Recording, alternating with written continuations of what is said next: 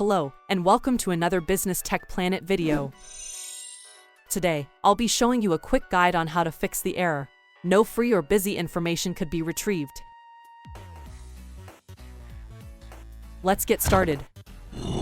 Firstly, with the Outlook application open, select the File tab. Next, locate where it says Account Settings, and then click on it. Then, select Account Settings from the drop-down menu.